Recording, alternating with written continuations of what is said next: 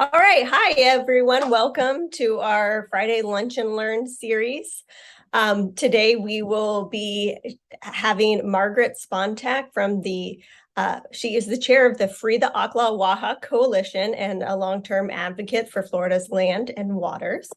But first, before she starts, I wanted to mention it's October, and that is Florida Native Plant Month. And we are having a fundraiser in the form of a t-shirt that we designed with a logo that talks about October being Florida Native Plant Month, and that those funds that we accrue from the sales of the t-shirt will go to our conservation projects. So please check them out. I think Valerie can share yeah, there's a t-shirt right there. You can see the little logo there with it. It's got a coral bean and a passion flower and a beauty berry on it. Really lovely. And it comes in all different forms. So yeah, and don't forget to get outside and enjoy the fall, beautiful fall weather and the beautiful fall blooms at this time of year. It's really gorgeous. But I'll go ahead and introduce Margaret to take it away with the Free Ocklawaha Coalition. Good morning, everybody, and I'll get up on the screen here. I'm so delighted that Valerie and Lily had me here today. And as you're talking about a beauty berry, I'm looking out my window at one of my favorite plants. So it sounds like a gorgeous T-shirt. Well, the coalition has been in existence now for about 3 years this October. And do I have it on full screen there? Yes. Okay. Sorry about that. Oh. Sorry.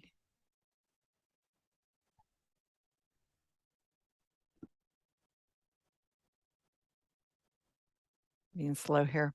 It's been in existence for about 3 years. We were just talking about this great brand, the Great Florida Riverway, which really was an effort to show the magnitude of this great waterway that really starts in Lake Apopka as the headwaters goes north towards the Ocklawaha and Silver Springs.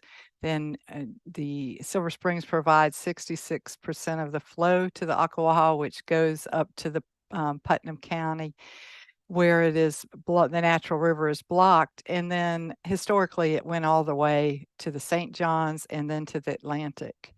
So breaching the dam, the big thing is this would restore this 217-mile riverway that I just described. And if you think about it, I worked for St. Johns River Water Management District for many years, and this is the last major restoration project for the St. Johns River. When I worked at St. John's, one of my favorite guys was Ed Lowe. He was chief scientist for more than 30 years there. And I'm going to let him describe the significance of the system because he's really knows the system better than anyone I know. Thank you. Well, what I'd like to say today is that you can't get a complete understanding of the importance of a free-flowing Ocklawaha unless you back up and take a broad systems view. And this is really, as the title of my talk says, a tale of 4 ecosystems. And each of those ecosystems has regional, national, and in some cases even global significance. We're talking about the Silver Springs, which is one of the largest freshwater springs in the world. We're talking about a subtropical river that once harbored enormous populations of fish and wildlife and high biodiversity. The lower St. Johns River, which is one of the nation's subtropical rivers with a very abundant and productive estuary. And then finally, the coastal ocean offshore of North Florida and South Georgia called the South Atlantic Bight. So it's fitting also that this talk occurs on World Wetlands Day, in that this is an opportunity to restore thousands of acres of wetlands in a state where millions of acres of wetlands have already been lost. So that is an opportunity that should not be passed up. However, this could also aptly occur on World Rivers Day, since we're talking about the improvement of the major tributary of the St. Johns River and of the St. Johns River itself. The St. Johns notably being threatened at present from the uncertain aspects of sea level rise. This talk could also occur on World Springs Day, since one of the affected ecosystems would be the Silver Springs, one of the globe's largest freshwater springs, as I mentioned earlier. Finally, this talk could aptly occur on World Oceans Day, since many of the migratory species of fish and invertebrates that would be affected by an improvement in the flow of the Ocklawaha occur and continuously migrate back and forth between the coastal ocean and the mouth of the St. Johns River, and finally even further upstream into historically up into the Ocklawaha. So when the dam was constructed, it was clear that it altered the flow of water into the lower St. Johns. It altered seasonality and somewhat reduced the flow. But there were two flows affected by the dam, the second of which I think was not originally appreciated to have the significance that it does, and that was the biological flow. Historically, and for thousands of years, there was a continuous flow of organisms, a biological flow, if you will, between the ocean, the lower St. Johns, the Ocklawaha, and the Silver Springs. That flow, the biological flow, was severed when the dam was completed. We have the opportunity now to envision restoring that flow and all the benefits that would accrue from that. Ed Lowe, that's one of my favorite scientists, just a brilliant gentleman. Ed calls the dam that you're looking at right here the tourniquet. You know, it was put on the river back in 1968, and the longer it's on there, the more harm it's done to the river, both the Ocklawaha, Silver Springs, and the lower St. Johns. So oftentimes people, and it's officially called the Kirkpatrick Dam, but the locals still call it the Rodman Dam. It's officially the Kirkpatrick Dam and Rodman Reservoir. So people ask, why is the dam there? Well, it's not water supply, it's not flood protection, it's not power generation. Unfortunately, before this awful project, the Cross Florida Barge Canal, was halted, about a third of the canal was built. So you have some of that remnants over in Yankeetown, and even some stanchions in my county and Marion County where the bridge would go through. And interesting, the project would not meet environmental permit requirements today, but thank goodness it was stopped when it was. So I'm not going to go into length on the timeline, but you can see that it was completed in 68. Nixon halted it in 71 based on the Marjorie Harris Carr, one of my heroes who started Florida Defenders of the Environment, and others spent so much time to get it halted. And then we came so close so many times over the last 50 years. Every governor was on record for it, except for Childs, and yet DeSantis has not gone on record one way or the other. But we've had a long history of Republican and Democrat governors that have supported the dam. There's actually an interesting side note that there's a permit that's all ready to go for partial restoration that's in abeyance right now. So there's been multiple impact statements done. The most recent one was 2001.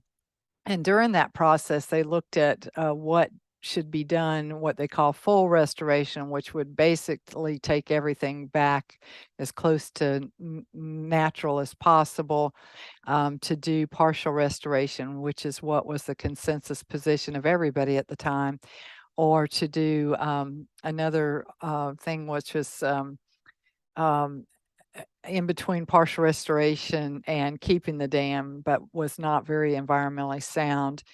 So all the EISs pointed to this partial restoration, which is less expensive and less has to move less dirt around. So this is kind of what's been happening through the years, 50, over 50 years of dealing with the dam. So the coalition formed about 3 years ago. It was a really interesting way it happened. Um, my brother John Hankerson, some of you knew, he passed away about 5 years ago. When he did, I told him I was going to try to keep this issue alive. And 3 years ago, we had a great meeting with Noah Valenstein, then Secretary of DEP and the chief scientist at that time, and got some thought that there might be some encouragement to try to go ahead and try to do this. So we formed the coalition at a meeting at Silver Springs, and have an amazing group of people from all over, over 60 organizations now. Some faith-based, even small businesses, but mostly nonprofit conservation groups. And so our goals are pretty obvious. It's to first build awareness so that we can get this thing across the finish line, and to influence the governor and the legislative leaders to do this project. I put this up only to show you that we have this amazing, in addition to communications, which Valerie serves on, we have an advocacy committee that's dynamo. But I want to point out that our science committee, which is a really impressive group of people, review everything we send out, including the art exhibit I just put together, the taglines for the pictures. So that's how careful we are about what we put out on this issue. So there's a 3-part legislative platform. Is quite a bit different that you would have seen maybe 5 or 10 years ago. Partial restoration has been there since 2001. And I'll show you a little bit about that in a minute. But what we've come to realize is that it's very important that we also consider the recreation needs and the access and all that at the same time that we're considering the partial restoration project, because it is used still for bass fishing. The reservoir is a lot of anglers in the community. We want to be sensitive to that. And so we're looking at some very creative recreation things I'll show you in a minute that UF students and faculty were instrumental in putting together. And the last thing, even though the economics, which we'll also discuss, show that there will be an economic boon for Putnam and Marion County, because of perceptions, and Putnam County is a very poor county. We want to make absolutely sure that in those early years of restoration that there's no economic impact to those counties. So that's our 3-part platform. We've been meeting with legislators over the last 3 years, but really this 3-part platform, I would say, in the last year has really gained support from our coalition members, and a lot of interest from, I shouldn't say this, but we've gone from some that were hell no on doing this to everybody's talking, and that's a really good sign. I feel very positive about where we are right now. So the restoration, I won't go into details on this, but it took me a while to because it's interesting how the Ocklawaha kind of goes. If you look on the left-hand screen, you'll see the Ocklawaha River. Below that, Silver Springs. It goes up to the engorged Rodman Reservoir, and the canal now provides access for boaters and fishermen. The Buckman Lock and the Cross Florida Barge Canal are still in place. And then you'll see where the Rodman Dam is. Interestingly, what restoration will do is it will breach that dam over to your left-hand side there. Not where the major spillway is. It's on an earthen part of the dam. It'll be 2,000 feet of the 7,500 feet will be cleared to make way for the natural river river channels. So you'll see on the right hand side where the 2 big sticking points with fishermen and anglers are reducing the size of the reservoir from a lake environment to a natural river environment with 7,500 acres of forested wetlands restored. And that the canal will not be operable. Half of that will be filled in on the left-hand side there, and on the right-hand side, you'll have a canal still to the river that we'll talk about a little later. So this is there's some really treasures. Valerie and I were talking about this just yesterday. There is a big area of Deep Creek there up by not too far from the Kenwood boat ramp, right around item D on the right-hand side. That is a gorgeous area. It has been totally decimated by this canal. It has white cedar and a lot of very important plants. And I know a group went out there just this last week, and we hope to get some more coverage of from the pictures of that. But very exciting kind of side benefits that will happen from this restoration. We're going to have Casey Fitzgerald, some other people from our science team share a couple of workshops coming up in October. So I'm not going to go in great detail. My emphasis has been more in the economics and the communications and the recreation, although I've learned through the year quite a bit have really studied the science. This has so many benefits from a communication standpoint. It makes it very challenging. I know that sounds funny, but it is the biggest springs restoration project currently available in the state of Florida. It will uncover 20 inundated springs that'll provide 150 million gallons of fresh water to the lower St. John's. And it's one of the 3 things that have to happen to try to bring back Silver Springs. It will totally restore the ecology and bring my fish back to under the glass bottom boats at Silver Springs. Interestingly, the fishermen talk about the negative aspects of fishing. There will be less concentration of fish right around the dam, obviously, because they can't get through. They collect there. And then in the reservoir, it is a good bass fishing area, but the usage has gone down about over 3,000 user groups a year in the last 10 years each year. So it has gone down, but it will enhance the fishing up and down the river. There's no fishing in Silver Springs, but from the Ocklawaha in that area, all the way down on the Ocklawaha to St. John's River.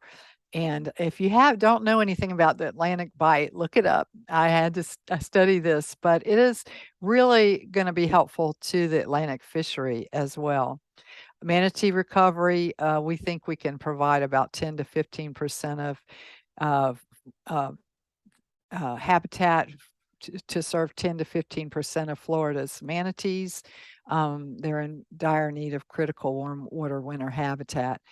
The lower St. John's was not even considered in the 2001 EIS, which is very surprising because this can dramatically help the St. John's. It is not the only answer. They've lost 90% of their eelgrass on the last research that I saw, but it will help improve water quality, get a better freshwater saltwater interface, and improve the habitat of the fishery. It's a huge commercial shell fishery area, crab and shrimping and fin fishing. Then resiliency, we've heard about that a lot. There's a lot of saltwater intrusion coming up from the Atlantic.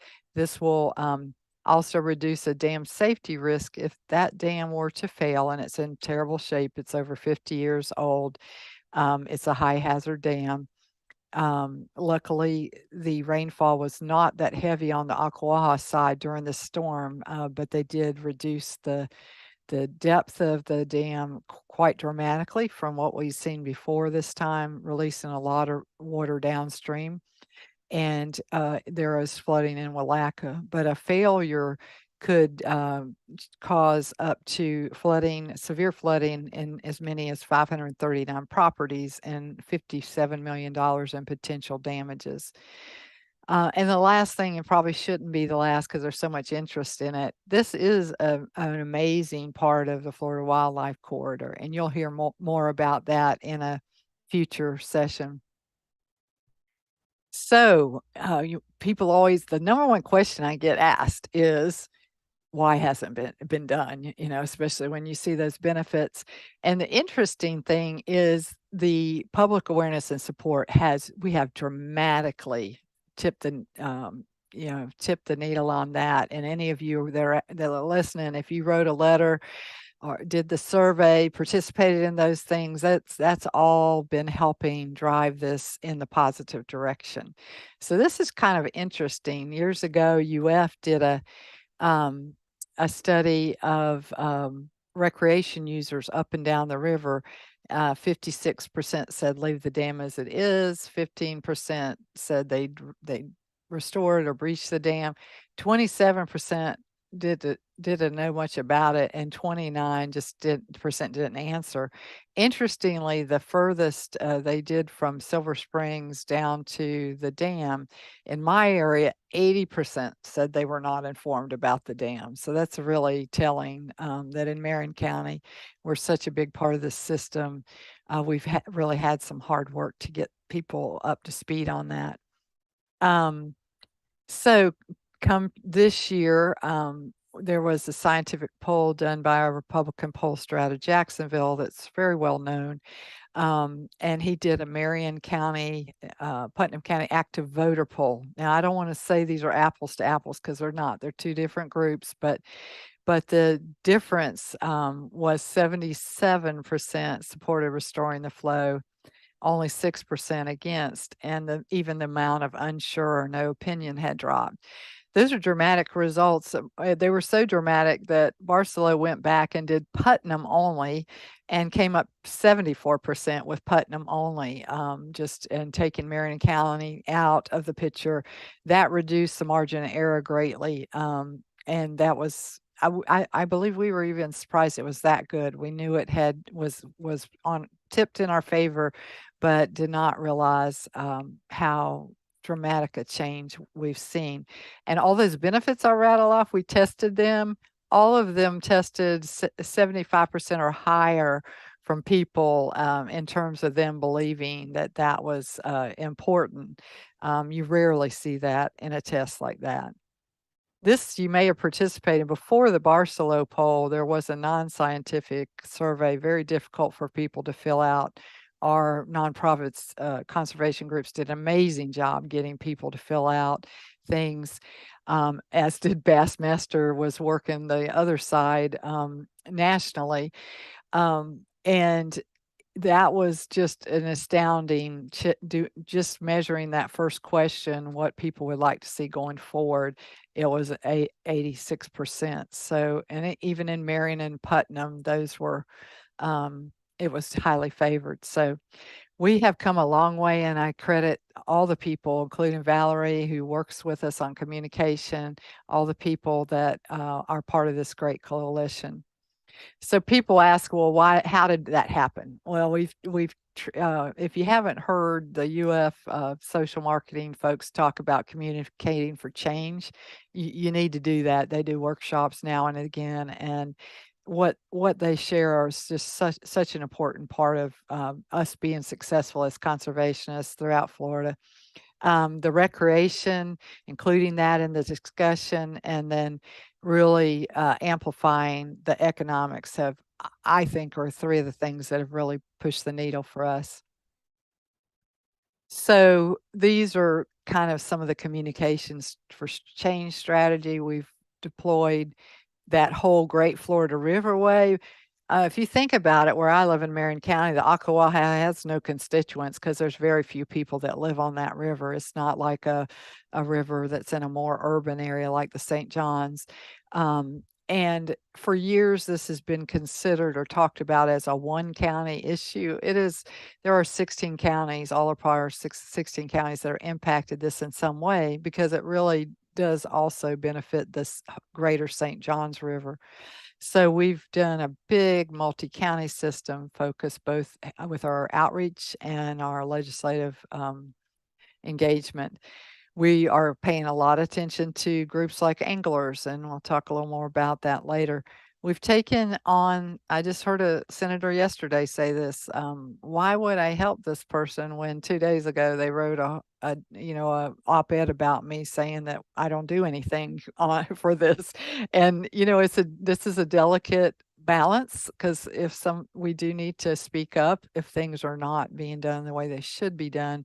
But I think working directly with the agencies during the recent flooding, we were in direct conversations with DP, and they were very helpful and very watching what was happening in Willaca and trying to make sure they were making the right decisions on that so as not to harm the city of Willaca. And building a big tent. Years ago, we passed a recreation referendum in Marion County, and there was some pushback about putting recreation in the language, and we won that referendum by 2%. And I use that as an example of why building a big tent is really important. That was a $20 million bond issue we passed.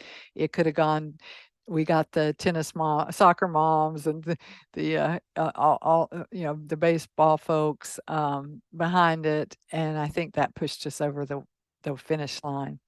And the last thing, I can't wait to show you some of the UF student work. It was over the top, exceeded my expectations, and has been a door opener for us. So we talked about this. I'll blow by this. This is just an example. We had a great workshop, several workshops in Putnam. This was where we brought in one of the UF students who was so great, and she put all her renderings up for the group. I think we had 28 leaders there that night. So we've done boat trips, and we've done, there's a tournament going on right now in Jacksonville Saturday that we've been involved with. St. John's River Keeper hosts that.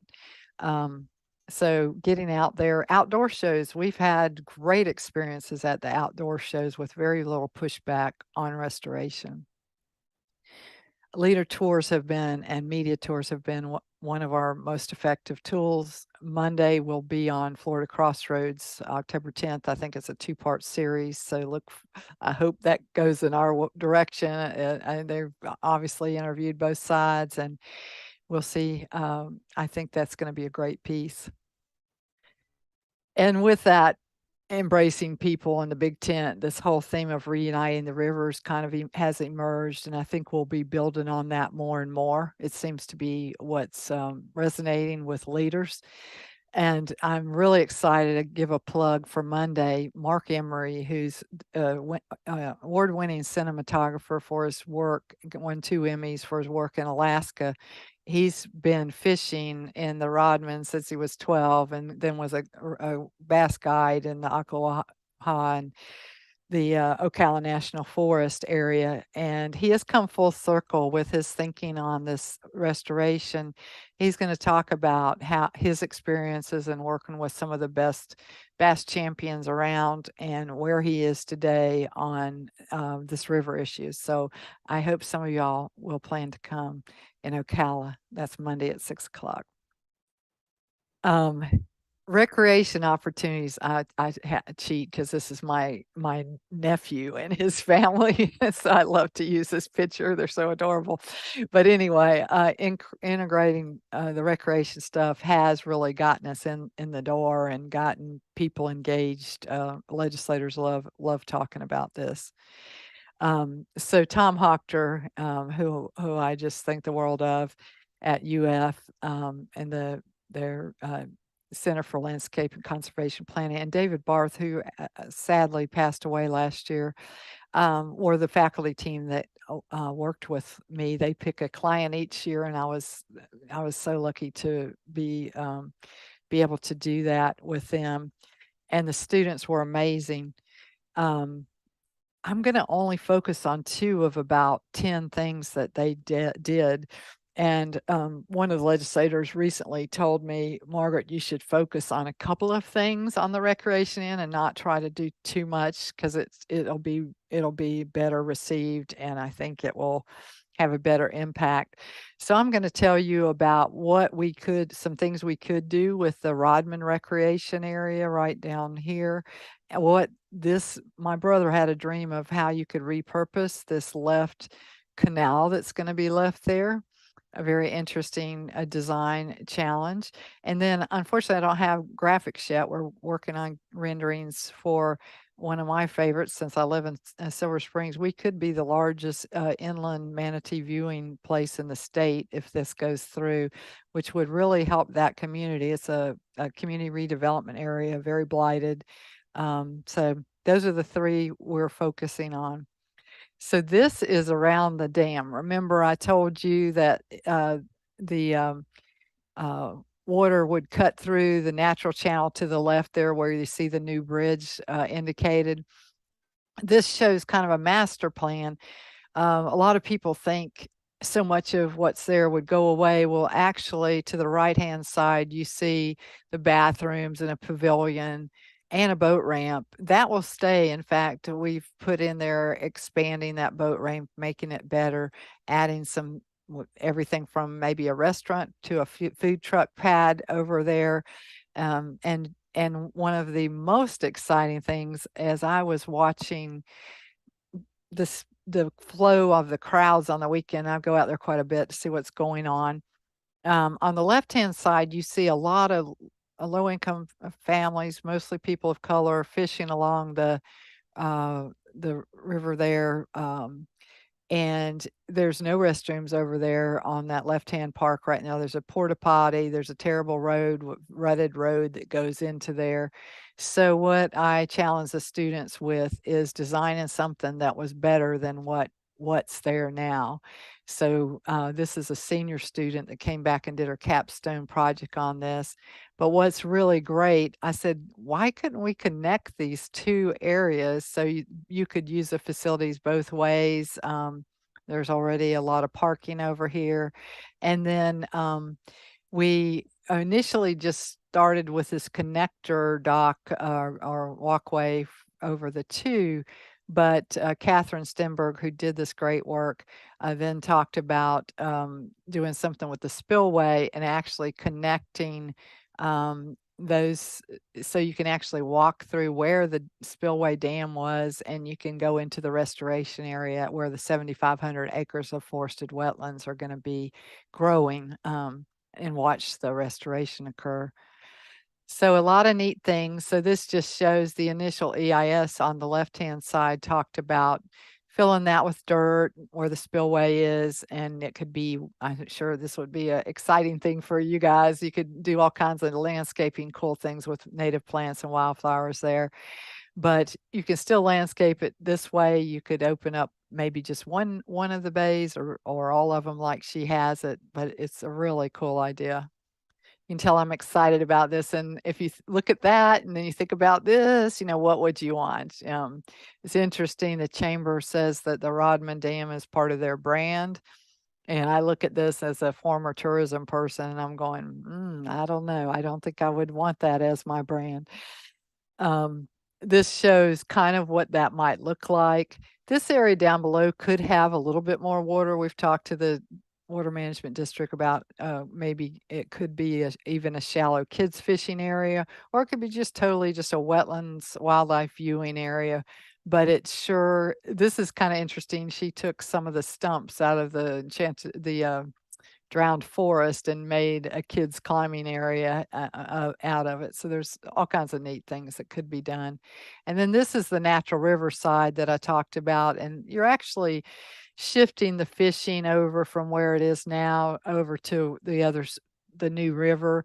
You won't have the rivers caught there. So you won't have, I call it the honey hole. You won't have those fish trapped in there like they are now, but you'll have striped bass and American shad. You'll have a lot more varieties of fish coming through there, making for great and interesting fishing. So the other area I told you I was going to talk about is the Buckman Lock. If you're a hiker, which I imagine some of you are, the Florida Trail goes right through there. It's a sad thing because you have to actually call a phone number to be able to get through across the rickety thing across the canal to connect to the Florida Trail, which this could be like a number one trailhead if they so desired to do that. So these students created the state-of-the-art sports fishing and hunting hub with amenities for fishing and outdoor sports, and that could include everything from hiking to kayaking to fishing and hunting, because there's hunting areas nearby. So that the canal that we just described, and before I talk about the cool things we can do with it, right now there are about 100 manatees that have gone through this canal over the last few years. 2 of them just got killed in the past few months going through this. It's not an ideal situation for manatees because it's not open every day of the week, and it's only open a limited amount of time. So many of them would be sitting out there waiting patiently to try to get in at times. And it's kind of treacherous even for a kayaker. If you've ever been through there, it's not a good situation. And as far as fish go, fish don't like stagnant water, so you don't get much fish involvement coming up there at all. And so some people say, oh, you've got the canal, so it solves the problem of fish and manatees, when it doesn't. So when it's filled in, this blue would be the filled in area. And the green, and the color should be reversed, but anyway, the green will be open to the St. John's. So on the right-hand side, what I kind of got excited about is Kenwood Ramp, which is in the reservoir itself, will stay there. It'll have to be extended. But while restoration is going on, and it would be opportune to go ahead and put another small ramp tournament center over on this area, because there's not great access and tournament spaces on the west side of the St. Johns River there. So one of the idea would be to use that. My brother John looked at making it a crewing center for crew boats. He looked at doing outdoor motor testing there. I mean, there's lots of creative things that could be done, but I really like the idea of doing something to add something in for the bass fishermen.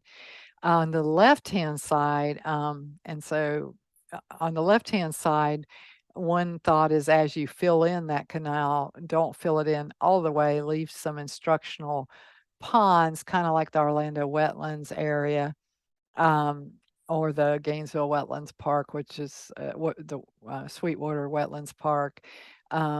You could have it enough water where you could have kids fishing instruction, and you could also do seasonal duck hunting if FWC wanted to do that. Kerrville Ranch is just to the south of this.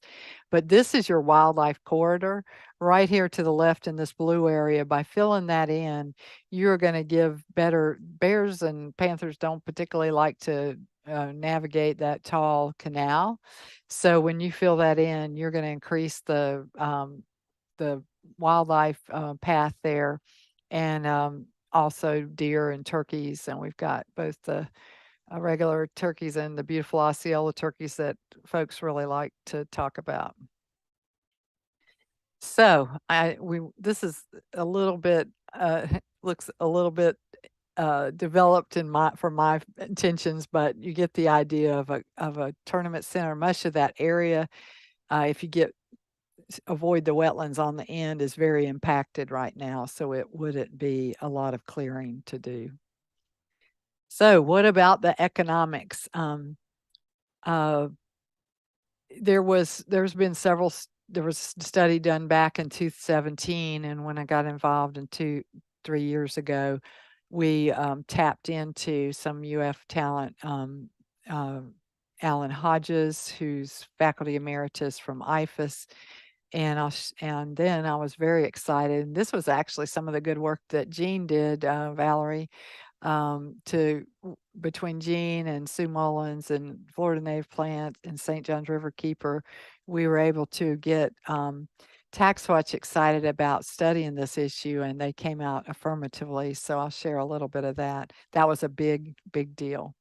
So this is a lot of little tape. I apologize for this, but I just wanted to demonstrate that the environment and the economics go hand in hand. A lot of times people don't see it that way, but when you restore those 20 springs I talked about and provide that extra downflow water, you're protecting a multi-million-dollar fishery and shell fishery, for instance. In my area with Silver Springs, when you restore Silver Springs, bring back our fish and tamp down the tilapia that have really taken hold there, bring back our catfish, you're going to improve the economy.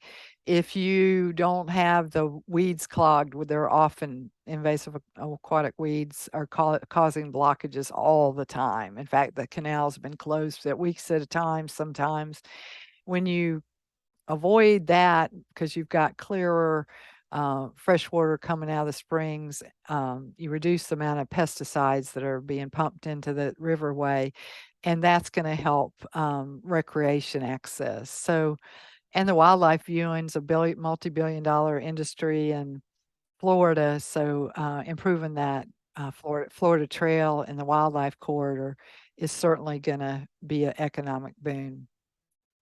So you can't say better than what Dominic says here, and that was an exciting thing to get. It took months to get that to happen, but a very big deal. And I can't thank Florida Native Plant Society's team for helping with that. So I'm not going to go in every single one of these, but everything from the initial UF study did show, and I always admit this when I'm in things, it did show a $6 million, $6.6 million local economic boon to the community from the Rodman Reservoir. But when you looked at the natural river from Eureka to Silver Springs, it's a higher economic, as it is now, 9.7 million more jobs.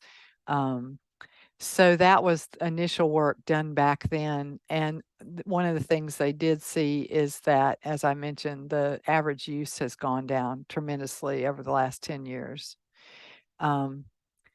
So Alan did his magic, and he's very, I think, thorough. I would say very conservative about it, what he does. He did not factor in any new recreation infrastructure. So if you put new things like I'm going to show you, like I just showed you, that will make this even increase more. But he estimated a 28% increase in annual visitors for the area. That's because you'll diversify the types of people using that, from bird watchers to kayakers, hikers. And we have a really good number during drawdown. It was 81% increase in users during drawdown compared to the 2 previous years. And I think that, as he says, demonstrates there's a pent-up demand for this kind of river environment. So I won't go into all of these, but I will point out the ROI of 7.6 is higher, Alan said, than any of the Everglades restoration projects or most public investment projects that you'll see. So I mentioned the economics of this dam safety. When you look at economics, you look at risk, economic risk as well. And we've got a huge economic risk there. And after looking at Piney Point and Surfside condos and the things we've seen over the last few years, it's something that we should be really paying attention to. So, we also did a quick analysis of how this compares to the St. John's Upper Basin project, which was a $1 billion project, Lake Kapopka and Kissimmee. And when you look at the DEP 2018 plan, used a $25.8 million figure for restoration. We think it could be as high as 50 million, because that was a older figure. But even at that, there's a tremendous bang for your buck in terms of the amount of acres of wetland forest improved or restored. So what are some things we've learned, and how are we gearing up? We've got our legislative kickoff meeting today with our coalition. We're all excited about the new year. But the sad thing, you can have science, you can have economics and public support on your side, but you may not yet have your legislative leaders lined up. So that's kind of where we are. We're in a better position with those leaders. But quite frankly, I think there were a lot of bigger issues going on last year in the legislature, and we all need to really get this issue to bubble up to the top. So we need everybody's help on that. These things take time. You have to be patient. I retired early to do this for 2 years, and 2 years ended last January. But I realized we were getting closer and closer, and wanted to make sure we we continue to toe the line and work hard this year to get this thing over the finish line.